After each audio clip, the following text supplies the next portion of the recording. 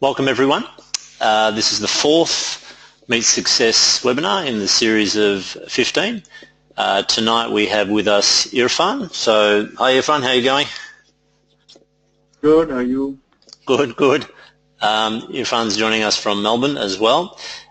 Before we have a chat to Irfan, we're going to go through a few housekeeping measures for those people who haven't attended a webinar before.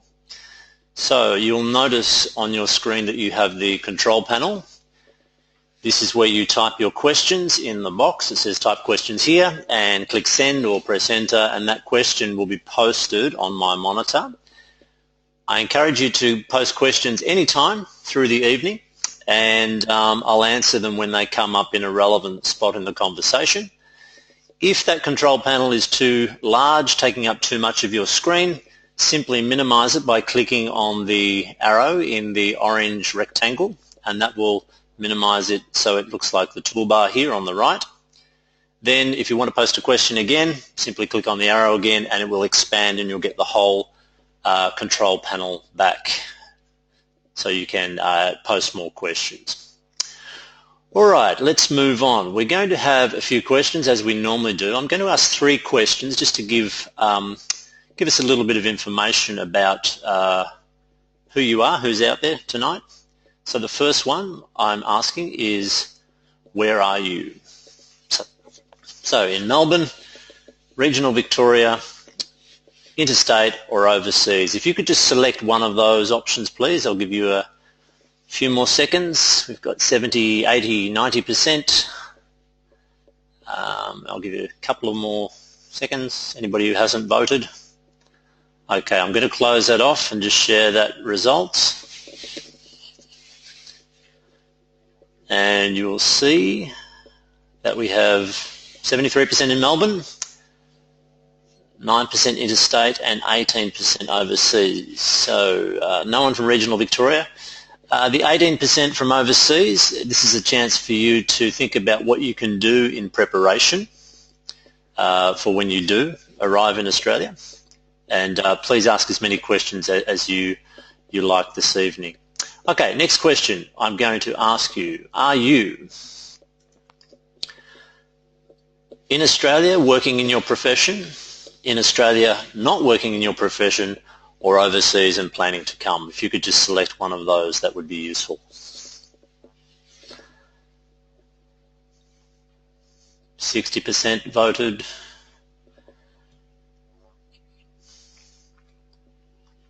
So if you could just select one of those, there's quite a few people who haven't voted yet. 75%, 83%, and a couple more seconds and I'll close the poll. Okay, I'll close that off and share the results. All right, so 45% in Australia not working, which is typical. Most people are here looking for jobs. The 36% in Australia working in your profession. If you have any advice that you can add during the webinar, please feel free to do so. You can make a comment. You don't have to post a question. If you could like to add something to what Irfan has said, then feel free to do so. The next one, what is your profession? Now, the purpose of asking this is to see how many IT business analysts or project managers we have this evening and how many from other professions. So 50, 60%, 70%, 86%. Give you a couple of more seconds to vote. 93. There's probably a few people out of the room getting a drink. I'll close that one off and share it with everybody. Great, so 69% in IT. So that's good. Irfan might have a few technical points this evening, so we might be able to concentrate on profession-specific advice as well as just general advice on how he found work. No banking and finance and accountant. Okay, we can forget about that then. Let's hide that. And let's move into the conversation. So, Irfan, let's just start off. Can you just tell me when you came to Australia? Well, it's just been 1 year I came in June last year. Okay, June last year. Yep, good. And what's your current job title? Well, it's a PMO, administrator, and junior project manager. Both. Okay. And is that typical of what you have been doing over the years, or is that a bit of a change for you? Yes, it's more of what I've been doing for last 7-8 years. But I started as a business analyst when I came here to Australia last year. Okay. So currently working as a PMO, yeah? So Yeah. tell me about what you do on a daily basis. So be as technical as you like, because we have a lot of IT people out there, so don't try and dumb it down for me. I want you to speak as if you're talking to your peers, yeah? What do you do on a daily basis? Right now, I'm actually providing support to the IT project managers, providing support in terms of scheduling the resources. There's a tool which we're currently using for financial management for those projects. My company is actually also working for managed services with different clients. So I've been looking after all the work orders which we receive from those clients, and I've been assisting the service delivery managers in planning the resources and then invoicing the clients, and end of the day generating some reports which are useful for the management in analyzing whether we have earned some profit or not, so things like that. Okay. I'm also actually working on a project with a client and doing some coordination for that project as well. So is that a client-facing role? Do you actually do any requirement gathering or any conversations with the client? Yes, in my capacity as a project coordinator on one project, yes, I am working with the client, but most of the time I do spend in office working back end, providing support to the project managers. So when you are working with the client, does that involve you going on site to their workplace, or is it all done electronically? Yes, I've been to on-site, and I have to go to on-site for requirements collection, and like you said, and assist the team in completing the deliverables which are part of the project management plan. Great. Rochelle has just posted a question. What are the tools you're required to use? So is it MS Project, Jira, TFS, User Stories, DFD, etc.? What are you using? Well, it's a very different tool. In my company, they use 10 rocks. How do you spell that? It's TEN, 10 rocks. 10 rocks. Yep. Okay. Canadian tool, which is being used for workforce management primarily, or the resource management. But yes, we also use Microsoft Project for scheduling here. And previously, I have also used Primavera when I was working in Canberra in a different state. Okay. So you had a previous job in Canberra. We'll come to that in a moment. Sameh has asked a question. Hi Irfan, what was the toughest challenge in getting your first project manager job offer, and how did you overcome that challenge? Very interesting. I have been kind of very challenging and very tough for me when I came here in Australia with my family. But I have a couple of good friends I've been touch basing with to get some advice on. And Kay has also been very helpful finding my first job, but it was quite hectic, quite tough, and you need to be very consistent in your approach to connect with the recruiters and try to match your skill set with position which is being advertised. So my first job was actually a contractual role, and they actually needed somebody who could join immediately, like tomorrow. Of course, I was available. So, and it was a 3-month contract, but later on I moved to Canberra for another role, but came back to the same company on a permanent role then. Interesting.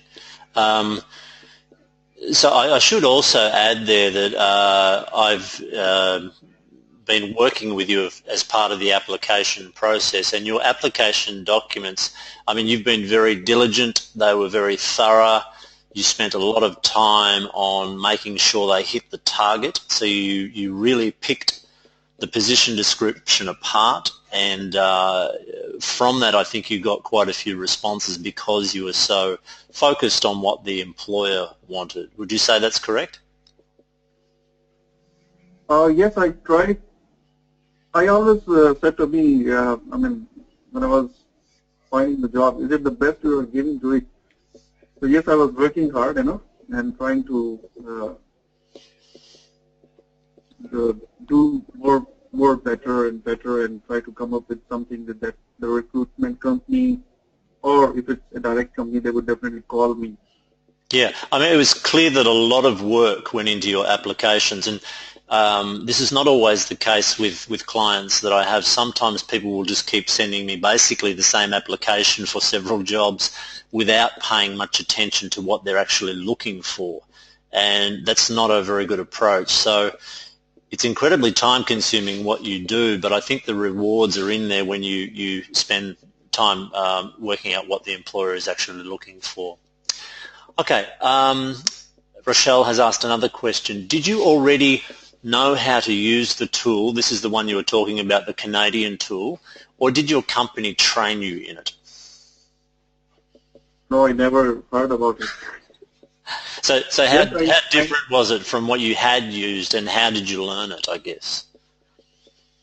But I had used Microsoft Project and Primavera previously. So when I worked in this company for like two and a half months, I actually made a good reputation of myself, and they actually had confidence in me that if they are going to hire me, I would be able to use that tool. That kind of trust. And they actually arranged an interview before I joined here with the people whom I didn't work with, so that they could get a neutral opinion about me. So, but regarding the tool, yes. And once they have trust on you that you can use this tool, they will definitely give you some time to learn it, and they will definitely help you with.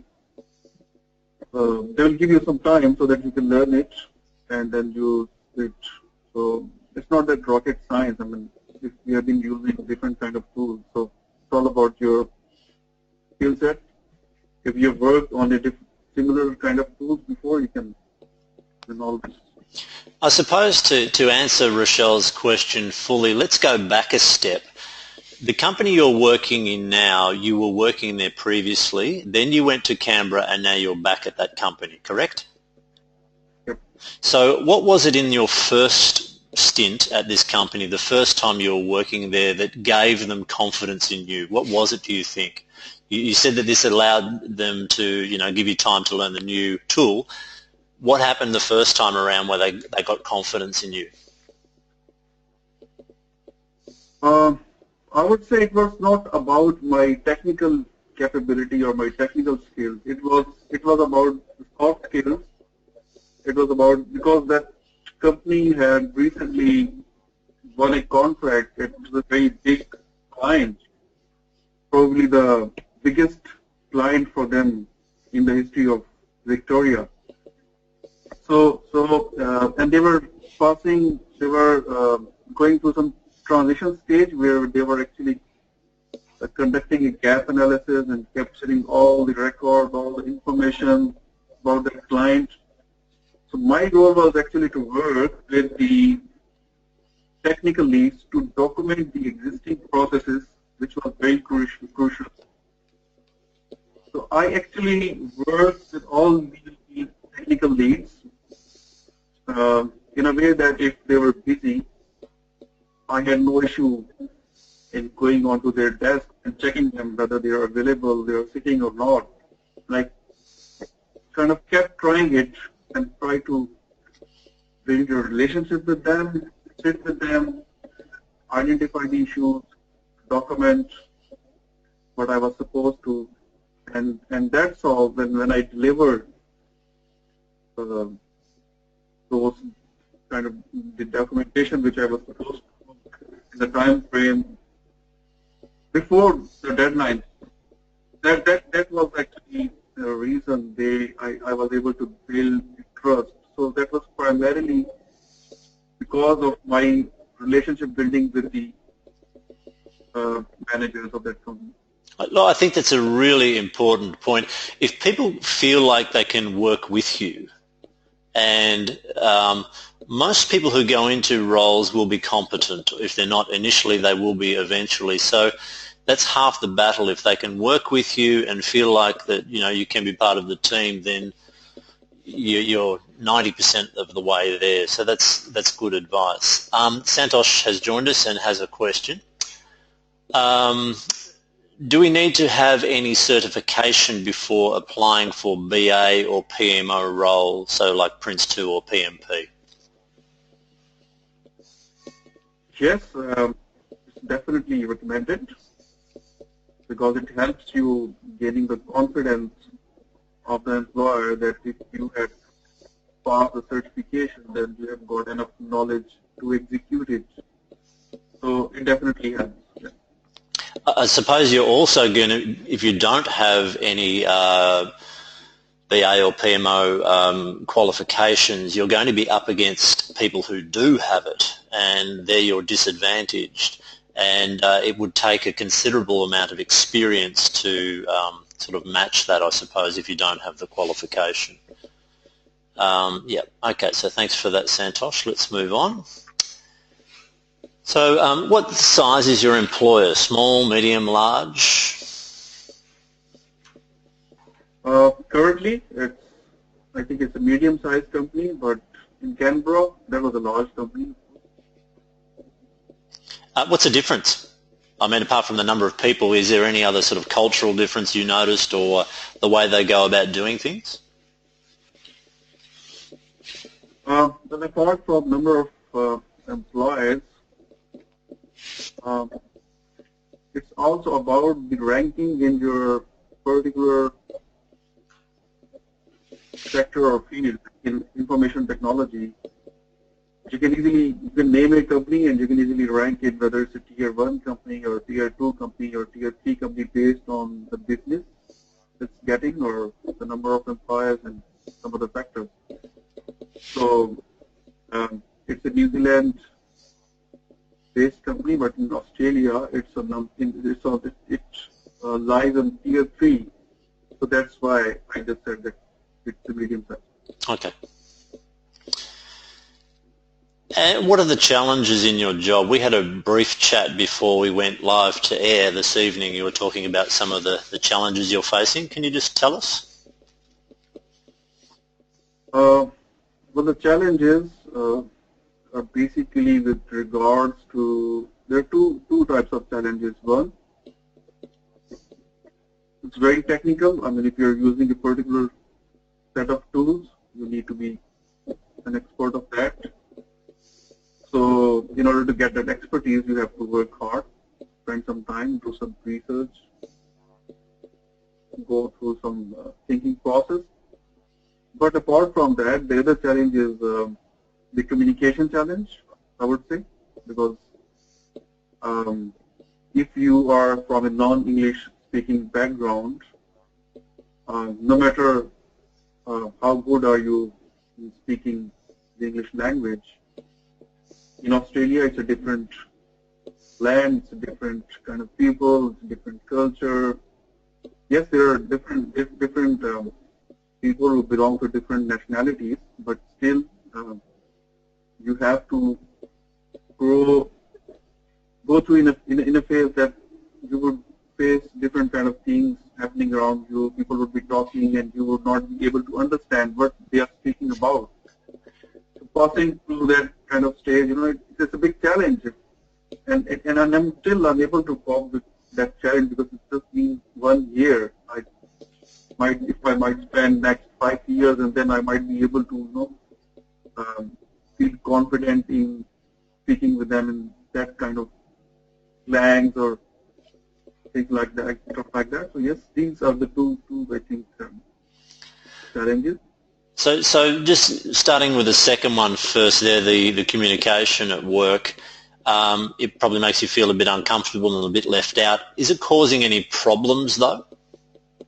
Oh, no, not at all, because the other person who is sitting on the next side of the table knows that you are from a non-English speaking background, or at least because it's a multicultural kind of place, and the people from different nationalities, different backgrounds work here, so they are always there to help you with. If you don't understand anything, they will definitely let you know. But they are trying to tell you or communicate with you. So yes, it's not a problem. I mean, not a hindrance in working in the workplace. Do you have any other colleagues from Pakistan? Yes, I have lots of colleagues working in different branches. Yes. Excellent. Okay. Rochelle has a question. During your interview process, were you asked to do an assessment, or were all the technical questions done verbally? I have passed through different interviews in different companies. So yes, there were few interviews where I have to demonstrate the technical skills or go through assessment. Yep. Okay. Akash has asked, being a fresher, how should I approach towards getting a job, and do companies actually hire a fresher apart from their graduate programs? Do you have any inside information about the companies, how they work, the ones that you're working for? Because you come with quite a bit of experience, so if you could put yourself in the shoes of somebody who's a fresh graduate.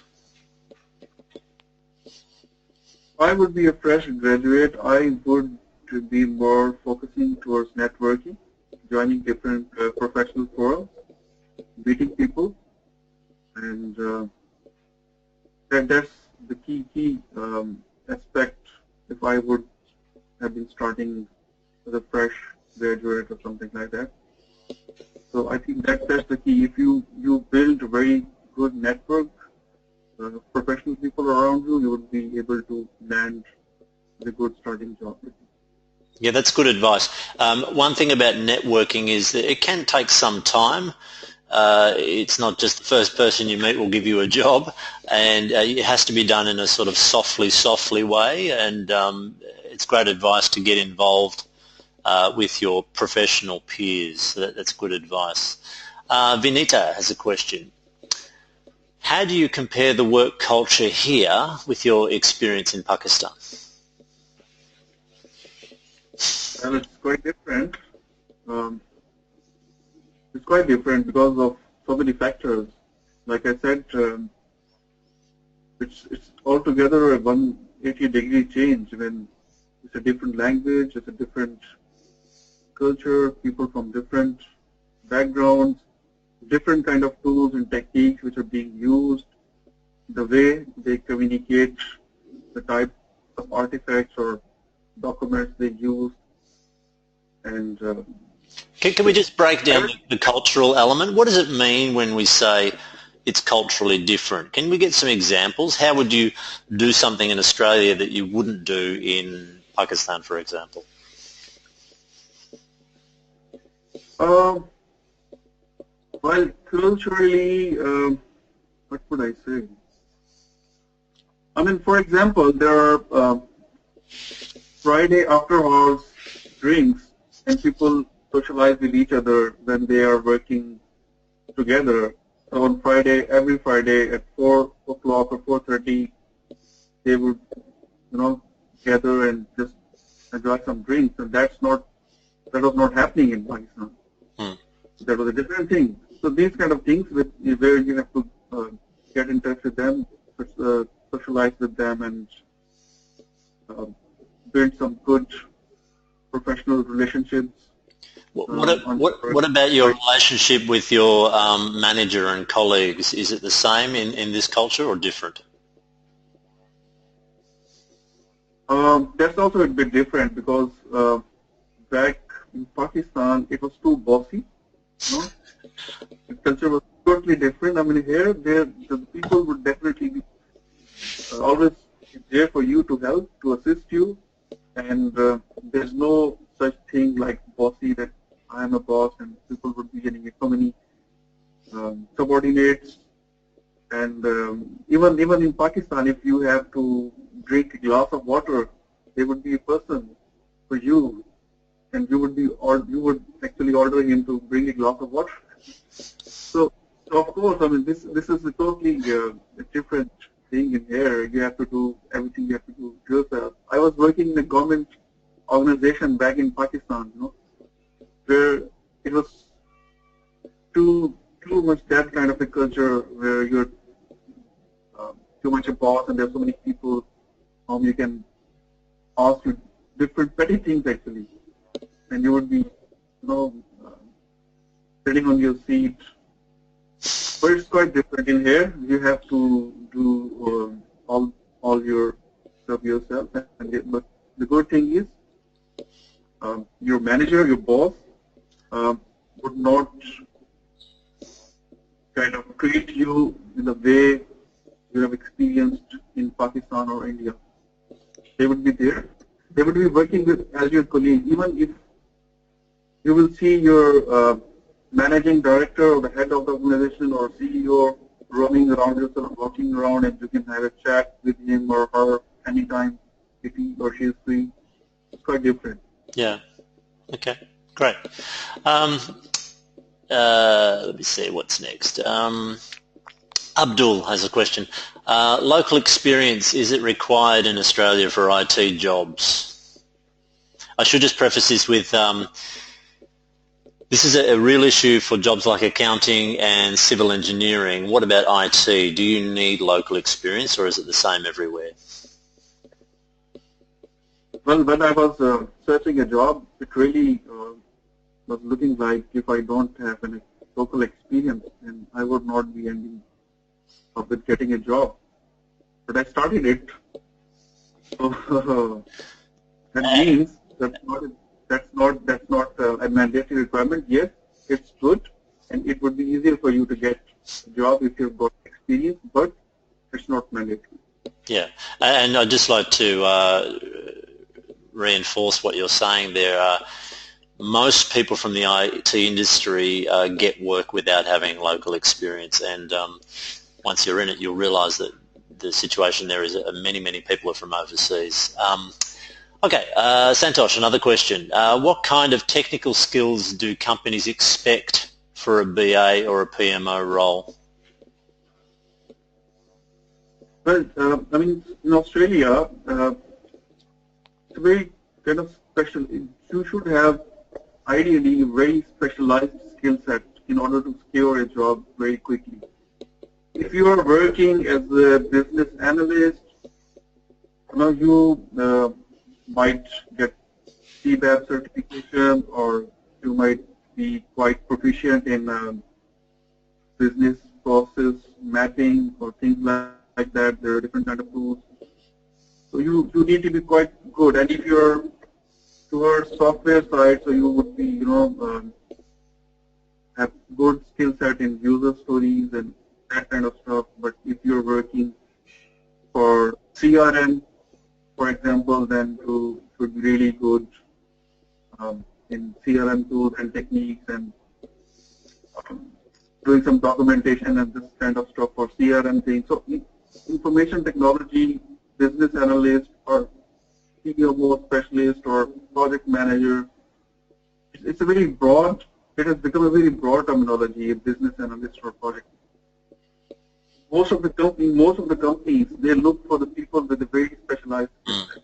Yeah. They need a person who should be very proficient in a very particular kind of project or kind of business analysis. Yeah. So I think often the people who have trouble securing interviews are those that appear on paper as a generalist without any real strong specific skills, and this can be a problem sometimes. So I guess Santosh is from an engineering background, so he's had a little bit of a career change. I guess that the important thing is to work out what it is you need to specialise in and then really focus on that and opportunities where that's present so you can approach it confidently. Okay, Dayani has a question. If you don't mind answering this question, if you are religious, I take it you won't touch alcohol. How does you handle the Friday night pub culture every Friday, especially if it's prayer time? So this is a really common question. You don't have to drink in Australia, but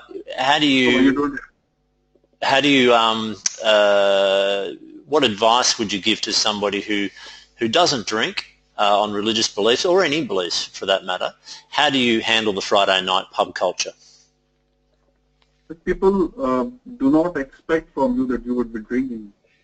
You can join them. You can grab some juice, you can grab some soda, cola, Pepsi, anything, and you can actually, the focus is to chat with them, talk to them, and socialize with them.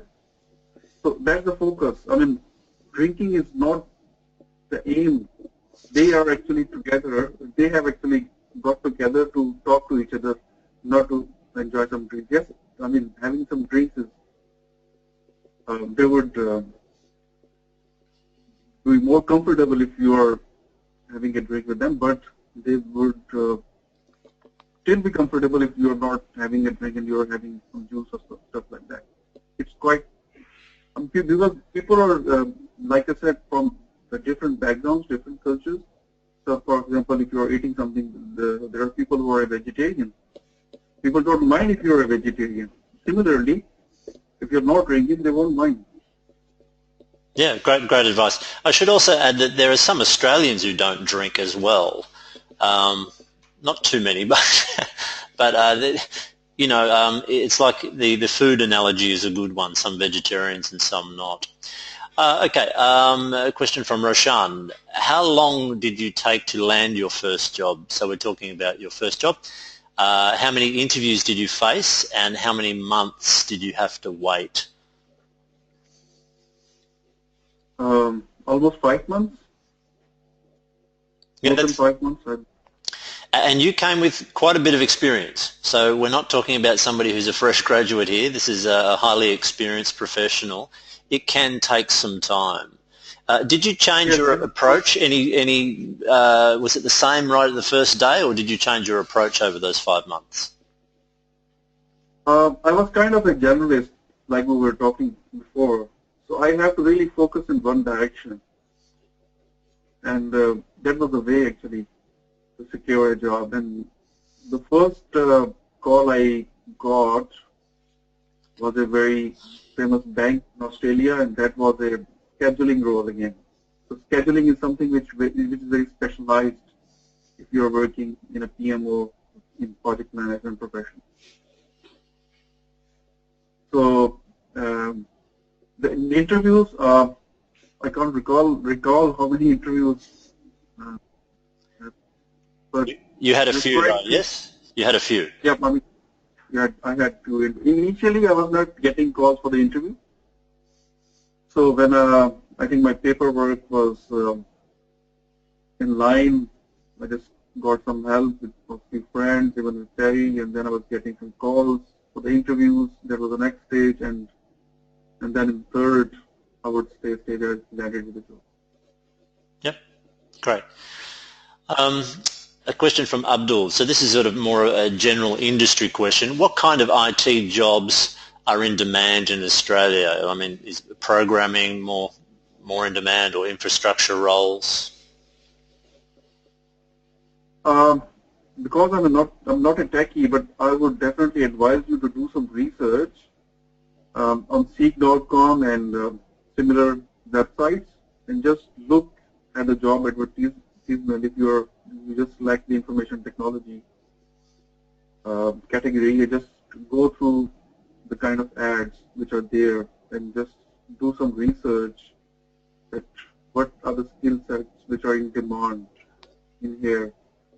If you're from pure technical background, I would say the chances are bright for you to secure a job. For example, if you are an SAP specialist, SAP specialist, there's a good scope in here. There are some good, there's some more emerging technologies in IT I'm not familiar with, but you can do some research before coming to Australia for those people who have not landed here yet. But if you are here, you can still do some research and do some professional training or courses. I notice many jobs now, and many of my clients are noticing this as well, that cloud experience is becoming quite useful. Yep, that's right. That's right. Yep. Okay. Dayani just says thank you for that. She struggled with the Friday night drinks question. Vinita, do we have roles related to software quality or process adherence here, like quality auditors, SQAs, etc.? Sorry, I didn't. Can you say that again? Okay. Just wondering about job titles and roles. Are there jobs related to software quality or process adherence, such as quality auditors or SQAs? So the question is whether those jobs exist in Australia, whether they exist in Australia, whether those roles. Yes, they do exist, but the title could be related to process improvement or business process analyst, not business analyst, something like that. Business process analyst is a role which is quite often advertised. So the roles exist here, but the title can be different. So you have to research a bit over Seek and other websites. Yeah. So have a look at the job title and see what the skill set is beneath that, and then you'll get an idea of what perhaps you're familiar with, what term is used for that job. Okay, let's have a look. Akash, how did you work towards building your network?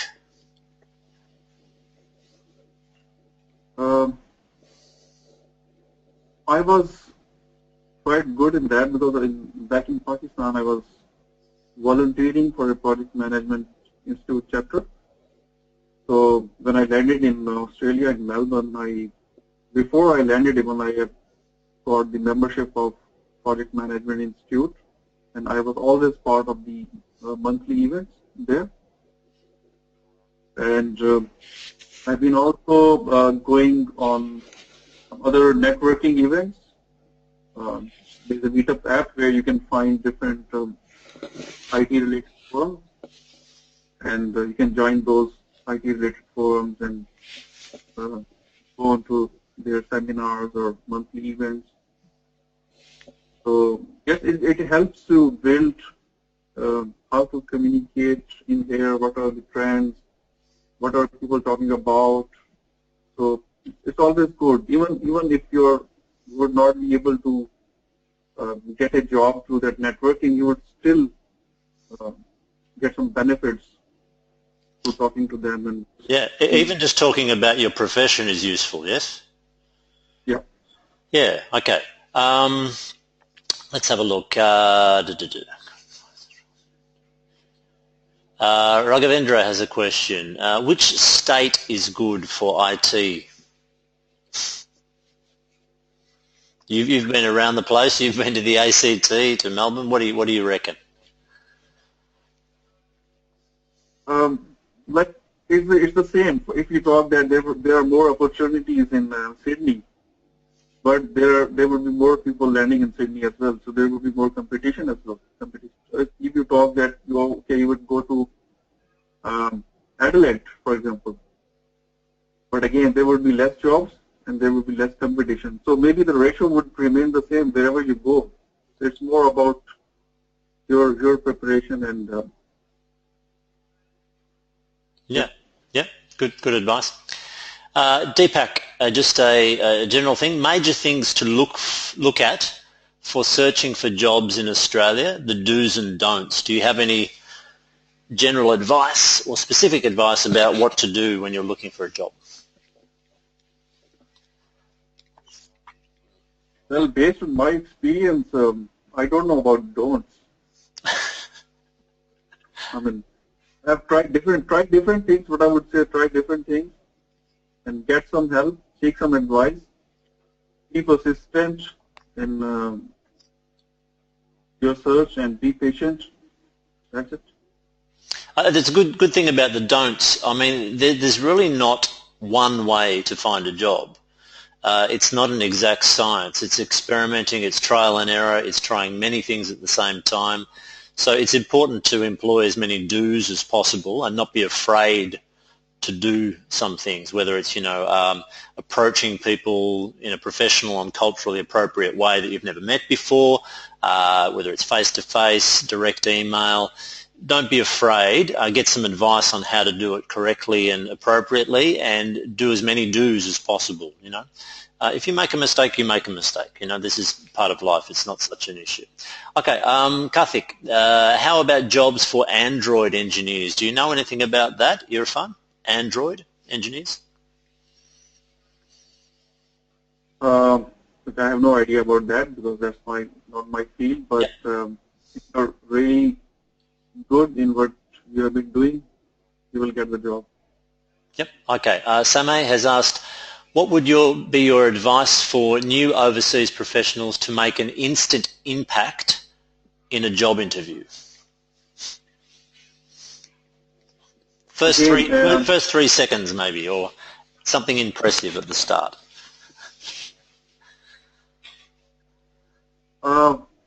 It's all about your body language. First, about your body language and non-verbal communication first before you start in an interview. And once you start, and then it would be all about whether you're the right fit for that particular job or not, regardless of the fact that you have been doing hundreds and thousands of things, but whether you're fit for that particular role or not.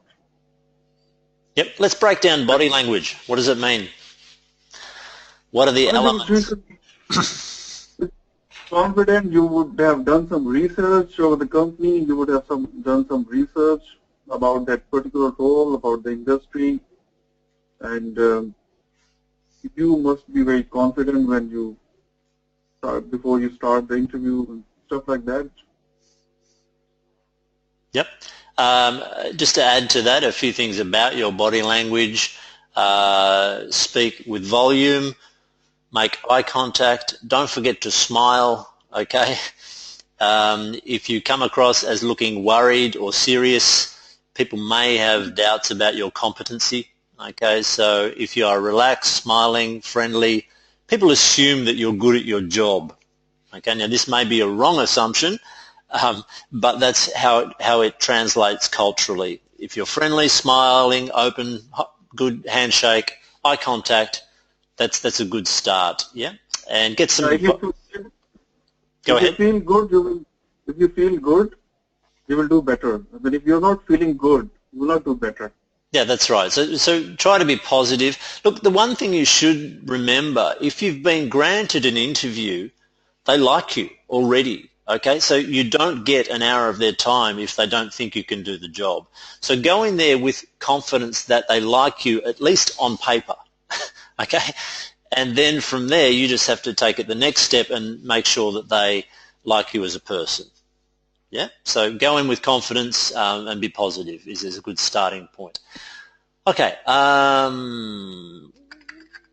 Someone's asked, is there any unemployment allowance for permanent residents? That would depend on how long you have been in Australia, I believe. Is that your understanding, Irfan? Yes, I think if you are unemployed for over 2 years or 3 years, something like that, and then you are eligible for that. Yep. Okay. Is it better to apply via LinkedIn or approach a company directly? That's from Santosh. Well, if the job has been advertised on LinkedIn, so it would be good to apply on LinkedIn. But if you know somebody in that company, that could be another way to approach that company as well. But once you start your searching a job, you should post your CV on all the company's websites so that they would have your resume. Yep. Deepak has asked a question. Back to the local experience issue. When a job suggests local experience needed, how do you cross that hurdle? What have you done in the past? Look, like I said before, it's all about matching your skill set with the job which has been advertised.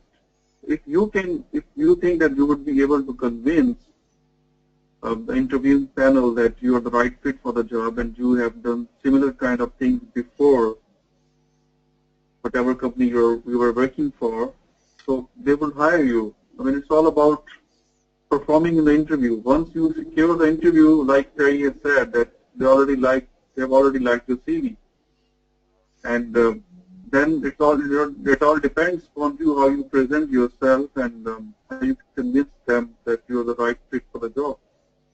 So there would be no discussion about your local, whether you have got local experience or not. I didn't have this question in any of the interviews.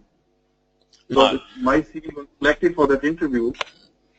They already knew that I don't have that much local experience or no local experience at all. Yeah, I think where this does come up is occasionally with recruiters who want a local referee. Now, I don't think I've ever seen an employer directly say you must have local experience.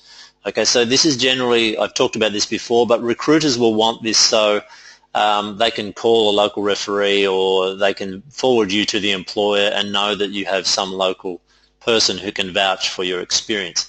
Employers are generally not interested in this, and as Irfan says, if you get an interview, they're happy with the fact you don't have local experience, or otherwise they would not give you an hour of their time if that was an issue. Okay, so if you're getting this message a lot, it's probably because you're only talking to recruiters. I suggest you broaden your horizon and start talking to technical people and HR within companies, not just external people. Roshan, another question. Did you need to do any survival job when you came here, or did you volunteer? Did you go for something in the IT sector itself? So was your first job, or did you have to pick up something else? No, my first job was my first job before landing in here.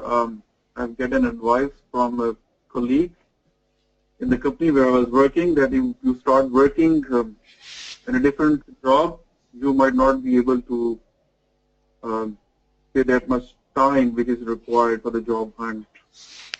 So yeah. I didn't get a job here.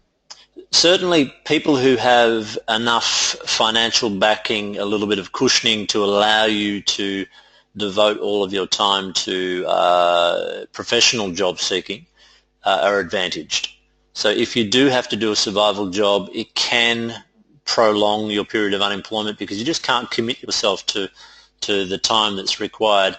And remembering what Irfan's applications looked like and the amount of work that had gone into them, they take time. You know, it's hard work and it's concentration and it's real focus in order to secure those interviews.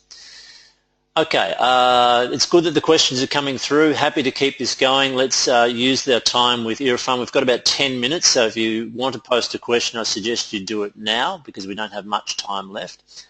From Karthik, what about job opportunities for people with 6+ years experience, software professionals, and what's the time period to get a job in Australia? That's a tough one. But like I said, I mean, it depends if you are a software person, but what kind of software you have been developing, I mean, and what's the market in there, if your skill set is really required, is in demand or not. If it's in demand, you would get maybe the job in 2 weeks' time. But if the demand is not very high, it might take you 5 months or 6 months or even more to get a job. Absolutely. Yeah, so there's a little bit of luck involved, timing involved, but without persistence you don't get any luck. So it sort of leads us to the next question from Santosh. Given that you took 5 months before landing your first job, how did you manage to stay focused on your applications and motivated? It must have been pretty tough. Yeah, it was. It was. And so what helped you? The good thing for me was my second kid was born in here, so I was quite busy with that. But I have got a couple of friends in here. We used to travel on weekends in Victoria, different places. So that's how I kept my focus towards remaining consistent in hunting a job. So you have to get out of your home, do some roam with your friends if there are any, or spend time with your family, get out with your kids if you have got some kids, and then do some entertainment. I mean, also get the life out of that job hunting. It's all, you don't have to spend 24 hours and hunting a job. Just give it the same amount of time which you would give to a normal job like 9 to 5, something like that. That's really good advice, yeah. And it's good if you have some pleasant, enjoyable distractions like family and friends and just getting out.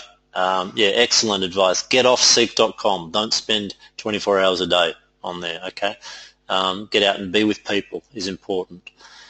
Okay, let's have a couple more and we'll finish up. Abdul, trying to get some advice sort of from the outside here.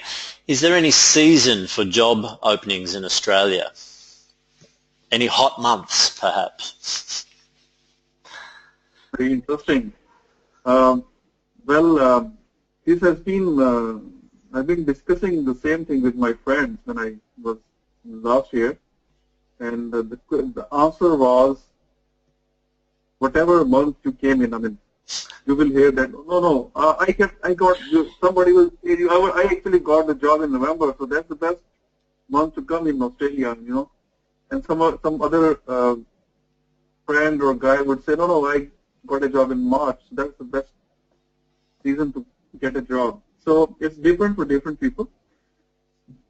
But I think still, I believe end of first quarter and end of third quarter, in my view. Look, there might be some statistics to back that up. I think the important thing, though, is that we don't have a lot of control over it anyway. You're here. You just have to keep persisting. And as much as we'd like to be able to predict when we're going to get a job, the reality is we can't, and it's out of our control. And let's just devote as much energy as possible to it while you're here and minimise that period of unemployment. Okay, we're just about nearly there, 5 minutes. Karthik has asked, is a part-time job will help us to survive in Australia until we get a job for the exact skill set? Yeah, look, you do a part-time job really to keep your finances going. It can also be useful if you're to develop your communication skills. If you're in a job that involves you speaking every day, it's a great thing to do, just as long as it doesn't take up all of your time so that you don't have time to devote to job seeking. Okay, do you have any idea of the average salary of software developers with 10 plus years experience? From Raghavendra. Okay. Again, it depends. I can't tell you that, okay, one of my friends has 10 plus years of experience and he has got a job 100,000 plus. But that's not assurance that you will get the same kind of job. It depends. In order to start with, I think you should accept, even if you're not getting a very good salary, so that you can get over that obstacle of local experience. I would still advise, if you would be aiming only to get a job for 100,000 plus salary, you might, it will delay your time to secure your first job. Yeah, good advice. Your first job is going to be your hardest job to get. All right, so as Irfan said, don't be too fussy. Just get something in your profession, and then you can move on as quickly as you'd like. There are a couple of websites that you can go to get ideas of salary range. Glassdoor.com.au is one. Hayes has a salary guide. You can also use the salary search option in Seek to see how much a job is advertised at. Now, what happens generally is employers will advertise that job, and they have to give two ranges of $10,000. So it might be 60 to 70, excuse me, and 70 to 80. So you know it's somewhere in that range, and you can do some searching, see what they're looking for, and so on. And anybody wants more advice on that, feel free to ask. So we've come towards the end of the presentation. Had a lot of questions tonight, which is great. Didn't necessarily follow the format for all of the questions here, so there are many we didn't get through, but I think we got to answer the audience's questions, which is more important. So just before we say goodbye, next week we have an IT business analyst, Sajid, who's going to be joining us, and we'll be able to post some questions to him as well. So I'll be uploading the recording of Irfan's session, so the presentation and audio will be available tomorrow morning, and you'll all get a link to next week's registration. Feel free to pass the email on to anybody else you think may be interested. Thank you all for joining us this evening, and finally, thank you, Irfan, for giving up your time. Much appreciated. I think you are an inspiration, and the amount of work you put in is admirable, and congratulations on securing excellent employment in Australia, and again, thank you for your time. You're welcome. Thank you.